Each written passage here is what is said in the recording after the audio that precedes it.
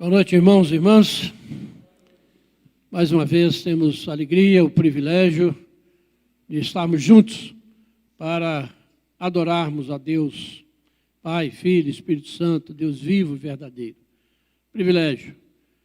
Que bom que nós estamos aqui e que Deus realmente se agrade do culto que temos prestado a Ele. Eu convido você a abrir a sua Bíblia na segunda carta de Paulo a Timóteo, no capítulo 2, nós vamos ler do verso 8 ao verso 13. Temos trabalhado nessa epístola, temos caminhado através dela e nós temos recebido a bênção do Senhor, a direção do Senhor, através dessa carta que o apóstolo Paulo dirigiu a Timóteo, a segunda carta. Então, pela graça do Senhor, temos ouvido aquilo que Deus tem para falar conosco.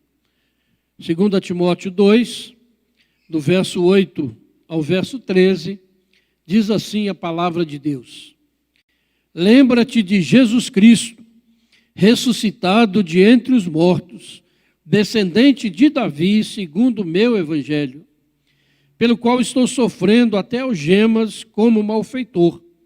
Contudo, a palavra de Deus não está algemada.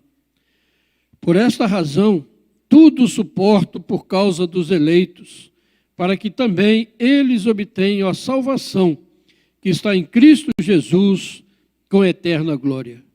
Fiel é esta palavra. Se já morremos com Ele, também viveremos com Ele. Se perseverarmos, também com Ele reinaremos. Se o negarmos, Ele, por sua vez, nos negará. Se somos infiéis, Ele permanece fiel, pois de maneira nenhuma pode negar-se a si mesmo. Amém. Pai, mais uma vez, estamos com a Tua palavra aberta diante de nós, neste culto de louvor e adoração. E a Deus, rogamos que o Senhor fale conosco agora, através da Tua palavra, Pai. Que ela seja viva, poderosa, segundo o Teu querer e para a glória do Teu nome. Ela prospere na vida do Teu povo. E assim, ó Pai, nós possamos realmente caminhar segundo o Teu querer e o Teu propósito. Abençoa-nos, ó Pai. Fala conosco, edifica a nossa vida. Nós oramos em nome de Jesus. Amém.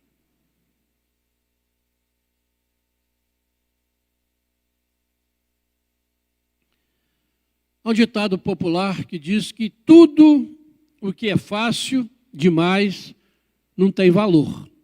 É uma coisa, uma realidade que nós temos no nosso mundo.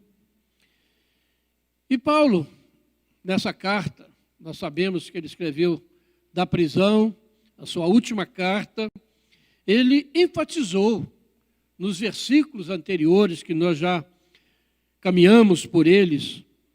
Ele diz que nenhum atleta, nenhum soldado, nenhum agricultor, ele espera bons resultados sem luta, sem disciplina, sem perseverança, sem paciência. Isso faz parte da vida neste mundo, especialmente da vida de um cristão.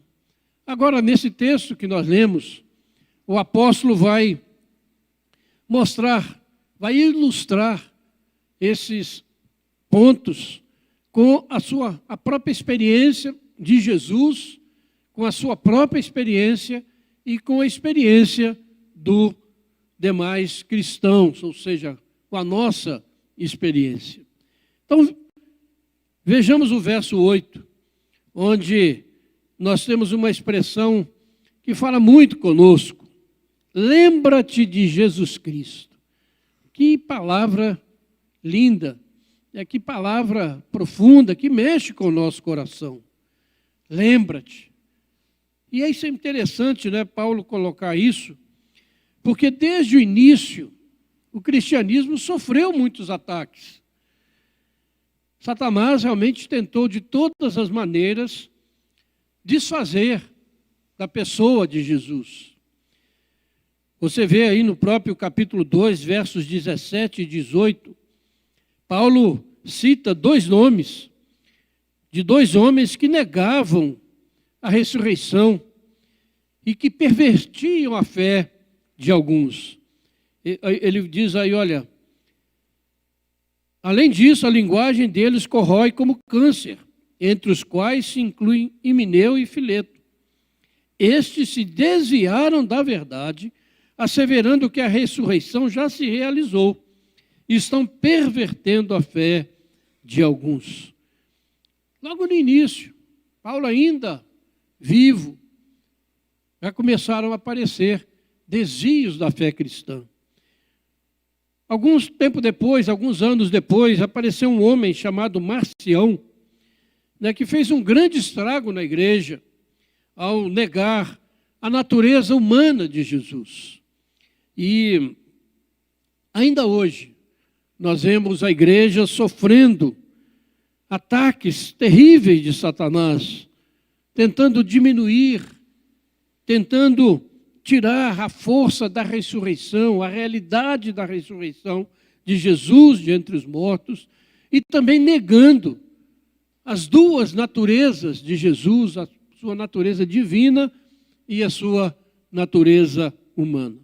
Então a igreja do Senhor tem enfrentado lutas, e o cristianismo, ele é forjado nessas lutas. É isso que o apóstolo Paulo está dizendo aqui, e o tema dessa palavra é sofrimento, uma condição para a bênção. E Paulo estava preocupado, com a verdade do seu evangelho, que elas não ficassem perdidas com o tempo, com o passar do tempo.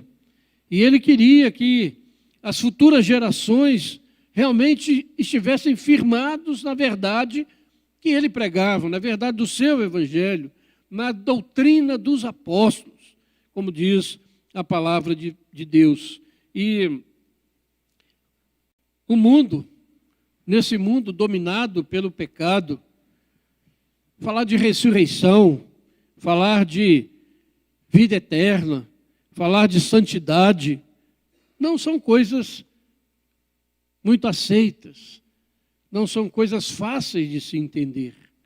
E por isso, Paulo diz, lembra-te de Jesus Cristo. E nós nos lembramos de Jesus, quando o próprio Jesus instituiu a ceia, dizendo que a gente deveria se lembrar dele, fazer isto em memória de mim, fazer isso lembrando de mim, da minha obra. Porque nós, como seres humanos, e sob a influência maligna, nós podemos e corremos o risco, como tem acontecido, de muitos se esquecerem de Jesus, se esquecerem do evangelho bíblico, se esquecerem da palavra de Deus.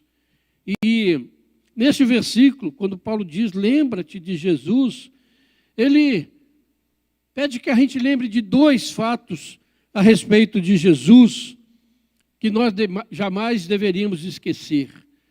Primeiro ele diz, lembra-te de Jesus Cristo, ressuscitado de entre os mortos.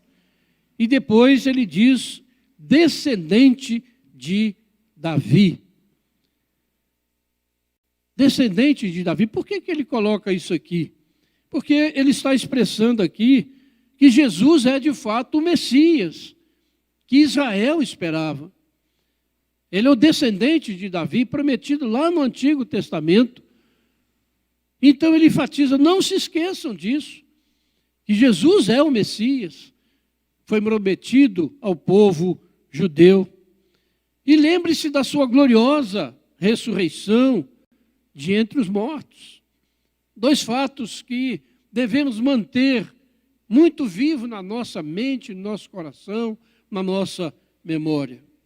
Por isso, ao afirmar que Jesus é descendente de Davi, Paulo está enfatizando também a realidade da sua natureza humana.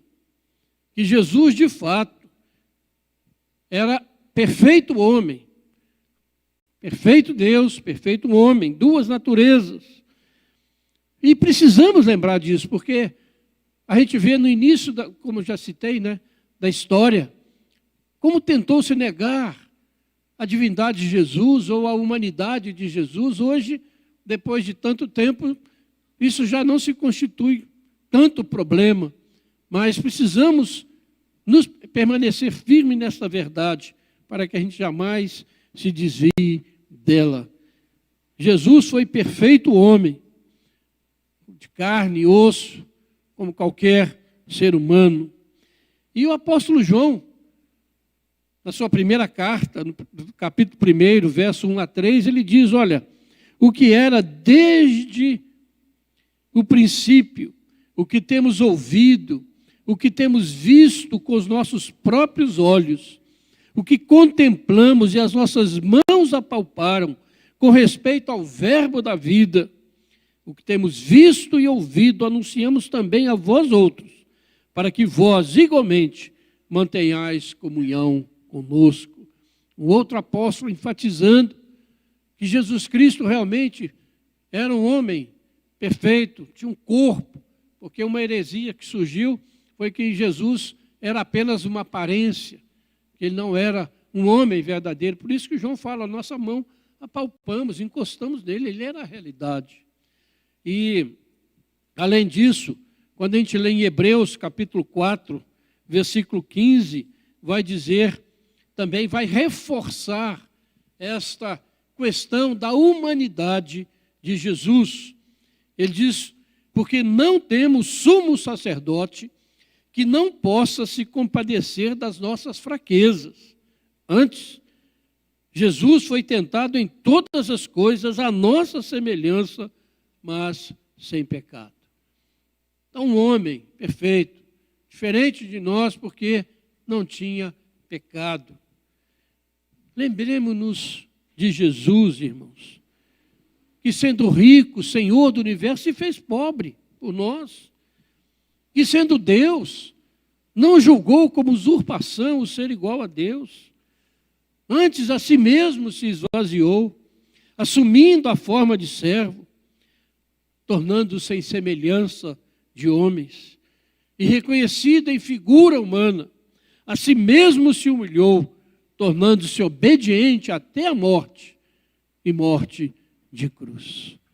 Esse Jesus que nós precisamos guardar na nossa mente, no nosso coração, que precisamos constantemente estar trazendo à nossa memória, para não sermos enganados. Paulo, nos versos seguintes, vai falar dos falsos profetas, das falsas doutrinas. Então ele está dizendo, olha, lembre-se de Jesus. E eu creio, irmãos, que pelo andar das coisas que nós estamos vendo neste mundo, né, e essa rejeição de Jesus, do nome de Jesus, vai ser muito difícil manter a fé. Vai ser muito difícil a gente estar firmado na palavra. Por isso, precisamos lembrar dessa recomendação de Paulo. Lembra-te de Jesus Cristo, ressurreto de entre os mortos, descendente de Davi. Que coisa maravilhosa, irmãos. Porque quando Paulo diz que Jesus ressuscitou, isso implica que ele morreu. E morreu por quê? Morreu por causa dos nossos pecados. Morreu para que nós não passássemos pela morte, mas fôssemos redimidos pelo seu sangue. Jesus ressurreto, ele, além disso, de lembrar que Jesus morreu no nosso pecado, essa palavra vem nos lembrar da nossa ressurreição, da promessa da nossa ressurreição. Jesus ressurreto de entre os mortos. Isso nos lembra que ele prometeu também que nós um dia iríamos ressuscitar. Precisamos manter isso vivo na nossa mente, no nosso coração. E primeiro nós precisamos lembrar, irmãos, da nossa ressurreição espiritual. Porque nós estávamos mortos nos nossos delitos e pecados. Mas Jesus nos deu vida, nos ressuscitou espiritualmente e nos deu vida vida eterna. Por isso, Apocalipse, capítulo 20, versículo 6, diz algo maravilhoso que precisamos guardar também. Diz: bem-aventurado e santo é aquele que tem parte na primeira ressurreição. Sobre esses, a segunda morte não tem autoridade. A primeira ressurreição, a ressurreição espiritual, aqueles que estavam mortos nos seus delitos e pecados, um dia conheceram a graça maravilhosa e foram ressurretos, ganharam vida e vida eterna. Aconteceu conosco. E por isso a segunda morte, a morte eterna, não tem domínio sobre a nossa vida, sobre a vida do cristão. Precisamos pensar nisso, a primeira ressurreição. E a segunda ressurreição será, de fato, a ressurreição física. E o Evangelho de João, Jesus diz sobre esta ressurreição, ele diz: olha, que nenhum eu perca de todos o que o Pai me deu. Pelo contrário, eu ressuscitarei no último dia. Ninguém pode vir a mim se o Pai que me enviou não o trouxer. E eu o ressuscitarei no último dia. São promessas maravilhosas, irmãos, que nós encontramos nessa expressão de Paulo, que manda a gente recordar. Recordar que Jesus Cristo ressuscitou. E isso é a garantia da nossa própria ressurreição. Nos faz lembrar que precisamos realmente ressuscitar espiritualmente. E isso acontece quando o Senhor Jesus perdoa, nos encontra e nos regenera e faz de nós novas criaturas. Então esse é o Evangelho que Paulo pregava. Esse é o Evangelho que a igreja tem pregado ao longo desses 2 milênios. E esse é o Evangelho que nós não podemos nos afastar dele. Lembra-te de Jesus Cristo, ressurreto de entre os mortos, garantia da nossa ressurreição. Lembra-te que ele é descendente de Davi, que ele é o Messias. Em breve, irmãos, esse mundo vai enfrentar uma situação muito difícil, porque vai aparecer alguém se dizendo Messias de Israel, o verdadeiro Messias. Se prepare para isso. Olha o mundo que está caminhando, gente. Todas as coisas apontando para esse momento. Mas nós precisamos lembrar daquele Cristo que foi pregado numa cruz. Que aquele é o Messias. Rejeitado, sim. Mantenha a sua fé. Lembra-te de Jesus Cristo. Lembra daquilo que ele fez na sua vida.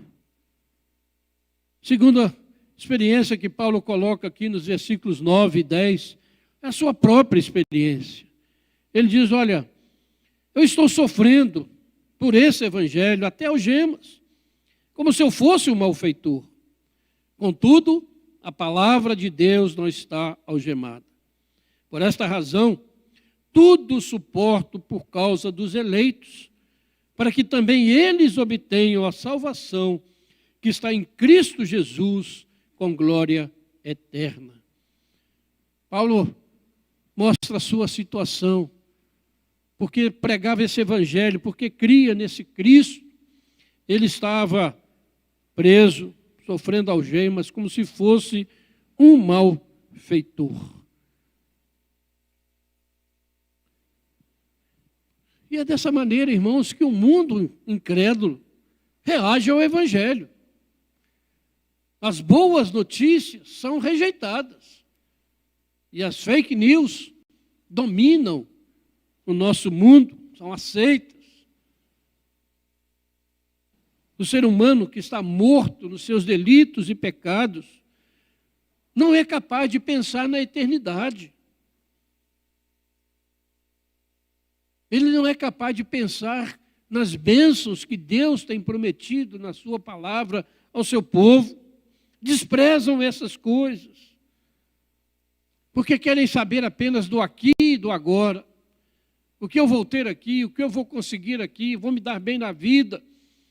E a nossa sociedade está toda montada em cima disso, e raramente nós paramos para pensar em Jesus Cristo, na sua ressurreição, nas suas promessas e na nossa própria ressurreição.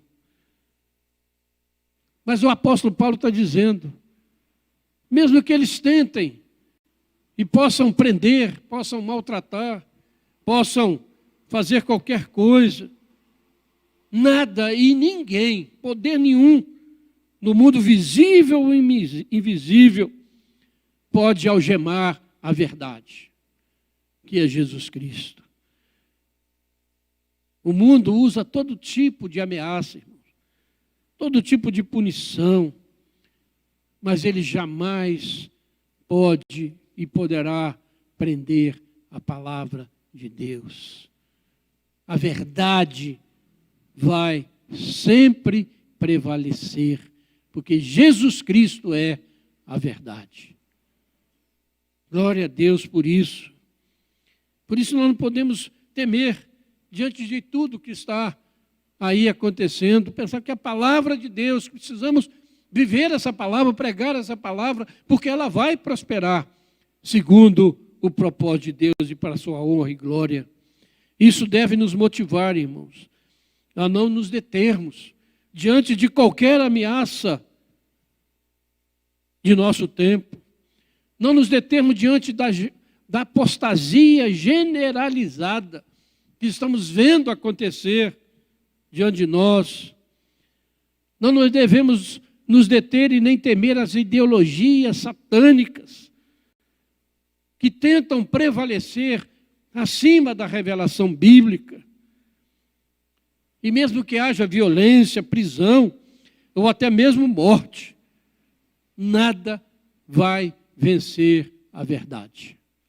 Vai prevalecer, independente de nós, porque quem vela por essa verdade é o próprio Senhor.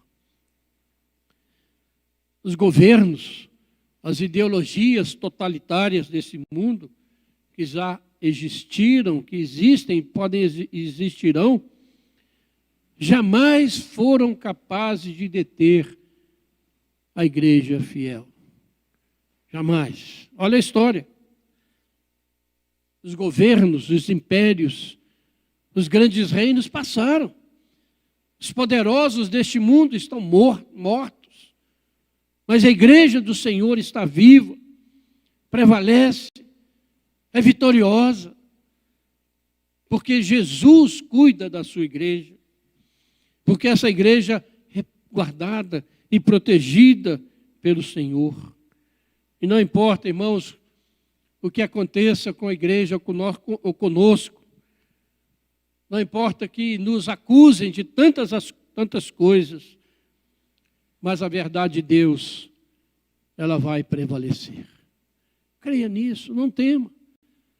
E temos ouvido tanta mentira, tanta apostasia, mas saiba que a palavra de Deus não está algemada.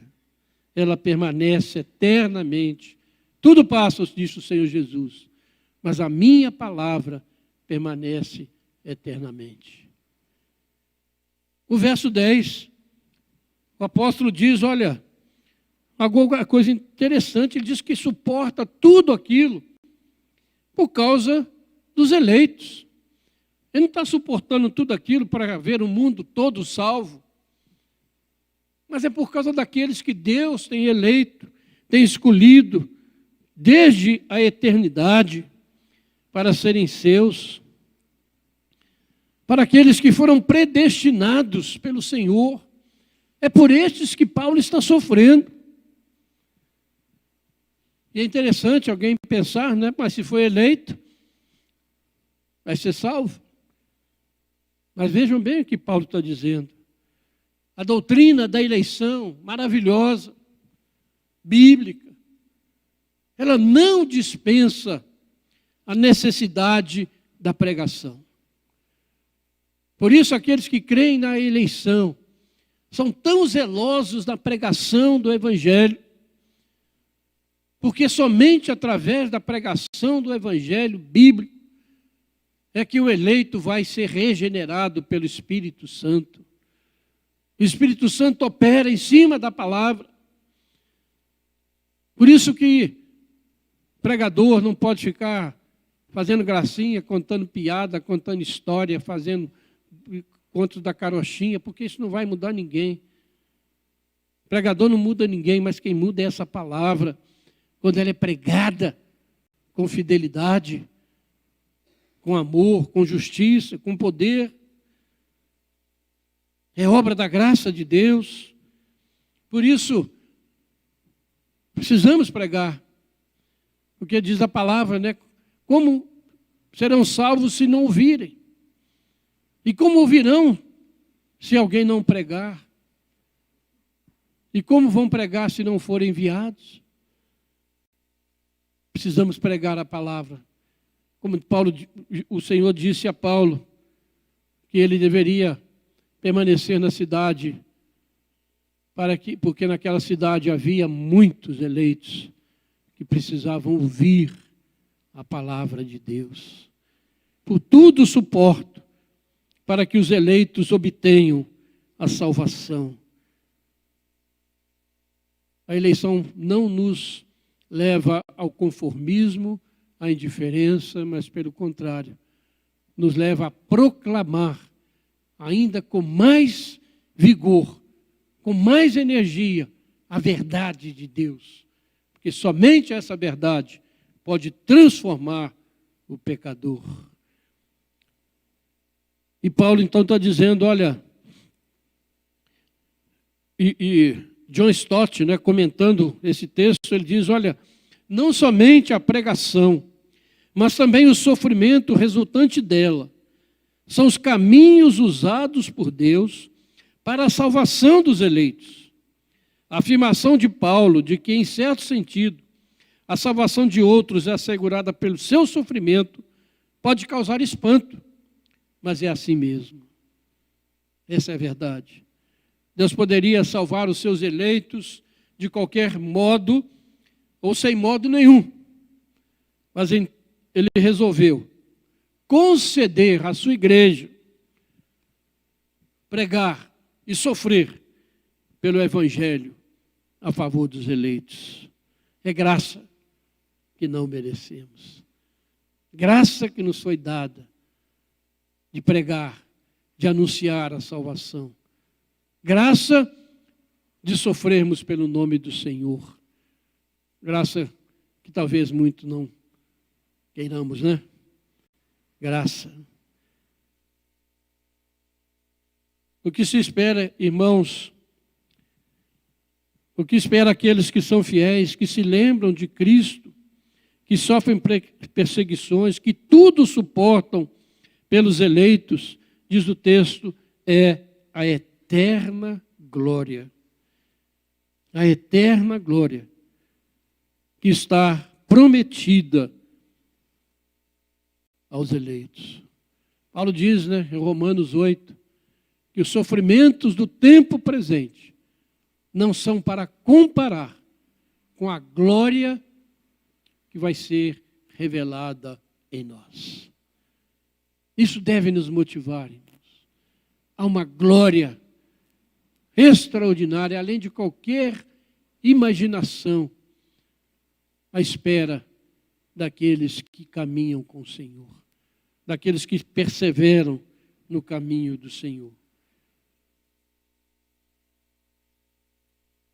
Lembra-te de Cristo Jesus. Lembra daquilo que Jesus fez por você e daquilo que Ele promete a você. Lembra do apóstolo Paulo, dos apóstolos, daqueles que nos antecederam, que foram fiéis, que suportaram muitas coisas por causa do Evangelho, que sofreram perseguições, mas não abriram mão de suas convicções. E hoje, esse Evangelho chegou até nós. E cabe a nós agora legá-lo às gerações futuras. Por isso, o terceiro ponto que Paulo coloca aqui é sobre a nossa própria experiência Do verso 11 ao verso 13, ele diz: fiel é esta palavra. Se já morremos com ele, também viveremos com ele. Se perseveramos, também com ele reinaremos. Se o negamos, ele, por sua vez, nos negará. Somos infiéis, se somos infiéis, ele permanece fiel, pois de maneira nenhuma pode negar-se a si mesmo. O fiel é a palavra. Essa é uma expressão que Paulo costuma usar quando ele quer explicar alguma coisa difícil, que a gente, na nossa mentalidade, costumamos ter dificuldade de entender. Ele vai aqui citar esses versículos que nós lemos aí. Os comentaristas acham que era parte de um hino que os cristãos primitivos cantavam. Essas palavras aí faziam parte da liturgia, do culto. E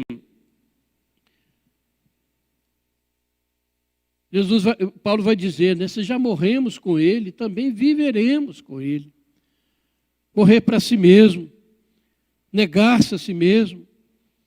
E, mais uma vez, citando John Stott, ele diz, a morte com Cristo, aqui mencionada, se refere de acordo com o contexto, não a nossa morte para o pecado, por meio da nossa união com Cristo na sua morte, isso já aconteceu, mas se refere à nossa morte para nós mesmos, para a nossa segurança, ao tomarmos a cruz e seguirmos a Cristo. Então, aqueles que morrem para si mesmos, que consideram esse mundo como coisa de muito menor valor do que a glória eterna que está prometida. E por isso, deixa esse mundo e vai viver uma vida de santidade que glorifica a Deus.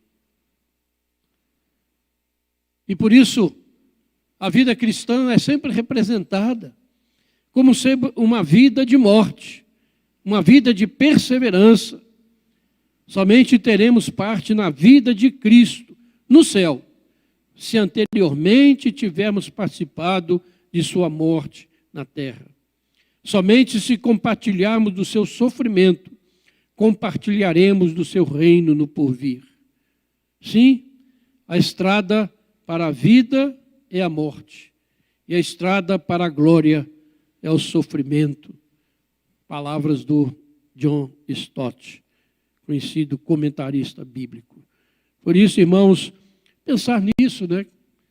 Que os sofrimentos, por maiores que sejam neste mundo, por causa do Evangelho, por causa da glória de Deus, por causa dos eleitos, não são para comparar com a glória que está reservada para aqueles que creem no Senhor.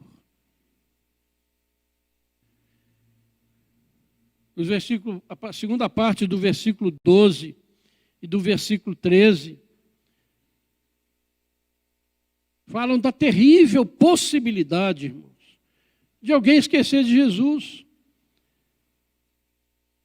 Ele fala, se o negamos, ele por sua vez nos negará.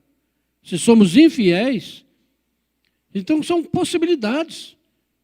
Por isso ele chama a atenção, lembra-te de Jesus Cristo. Caminhe com o Senhor, porque é possível. Alguém deixar-se envolver pelas coisas deste mundo e se esquecer de Jesus Cristo. Esquecer de Jesus Cristo. E quando Jesus fala, olha, se o negarmos, Paulo fala, né, se o negamos, ele por sua vez nos negará, ele certamente está lembrando da palavra de Jesus. Está lá em Mateus 10, 33, quando Jesus disse, mas aquele que me negar diante dos homens, também eu o negarei diante do meu Pai que está nos céus. Que advertência seríssima. E quantos têm entrado por este caminho, negando Jesus, negando a fé, negando a verdade, por causa do brilho deste mundo. William Hendricks, um outro comentarista bíblico, ele diz: a fidelidade por parte de Cristo significa que ele executa as suas ameaças e as suas promessas. Quando diz que ele permanece fiel, muitas vezes nós pensamos apenas dele ser bom, dele estar fazendo coisa boa para a gente. Mas quando diz que ele permanece fiel, isso significa que aquilo que Deus prometeu, ele vai fazer. Seja bênção ou não. Ele diz: se perseverarmos, com ele reinaremos. Mas se não negarmos, ele vai nos negar. Então vamos pensar nisso. A promessa é de ressurreição, é de vida eterna. Mas aqueles que não recebem, não creem, a promessa é de perdição eterna. E Cristo vai fazer isso, porque Ele é fiel. Ele cumpre a sua palavra de forma verdadeira. E ele diz aqui que a única coisa que Deus não pode fazer, porque Ele não quer, é negar-se a si mesmo. Ele permanece eternamente o mesmo. Jesus é o mesmo ontem, hoje e o será eternamente. Deus vai continuar sendo justiça e misericórdia. Aquele que cumpre a sua palavra, suas promessas e suas ameaças. Não duvidemos da palavra do Senhor, irmãos. Não duvidemos. Não duvidemos. Há uma lei invariável na vida e no serviço cristão. As bênçãos fluem através do nosso esforço, do trabalho, e a vida vem através da morte. Se com Ele morremos, com Ele viveremos. Concluindo essa palavra, irmãos, diante de tudo isso que a palavra coloca diante de nós, daquilo que o apóstolo Paulo escreveu a Timóteo, que serve para nós, não espere que as coisas se tornem fáceis para você, por você ser um cristão ou por você se tornar um cristão. Nós não devemos prometer vida fácil, vida cristã fácil para ninguém, porque isso fazem os falsos pregadores. Prometem vida fácil, vida boa, vida tranquila, prosperidade. Não prometa essas coisas. No início da palavra nós dissemos que tudo que é fácil demais não tem valor. E a gente sabe que sem esforço não há recompensa e que sem cruz não há coroa. Olhe para a vida de Jesus. Foi este princípio que levou Jesus, através de um nascimento humilde e de uma morte vergonhosa, à sua gloriosa ressurreição e ao seu reino eterno. Ele é o nosso exemplo. E foi esse princípio que trouxe Paulo para as algemas e para as cadeias, a fim de que os eleitos obtivessem a salvação e a glória eterna. Este é o mesmo princípio que torna o soldado disposto a suportar as durezas, o atleta a ser disciplinado e o lavrador a ser paciente na espera dos seus frutos. É um grande erro esperar que a vida de um cristão e o seu serviço a Cristo não lhe custem nada. O alto preço da nossa redenção foi pago por Cristo na cruz. Sabemos disso. Nada podemos fazer a mais. Jesus já fez tudo.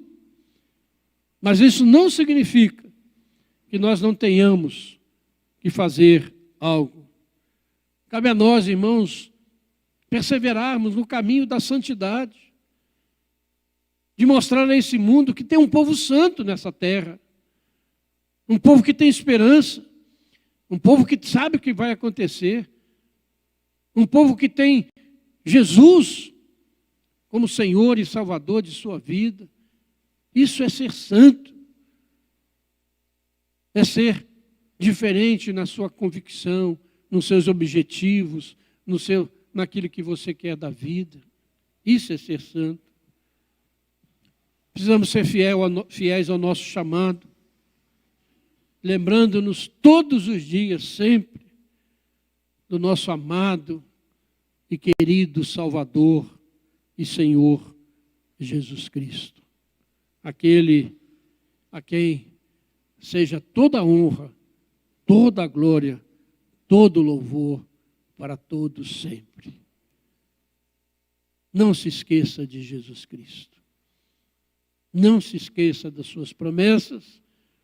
Não se esqueça das consequências da incredulidade. Lembre-se do seu chamado. Lembre-se daquilo que Deus tem prometido. Que Deus nos abençoe, irmãos. Que possamos assim caminhar, sempre confiados no nosso Senhor. Vamos orar?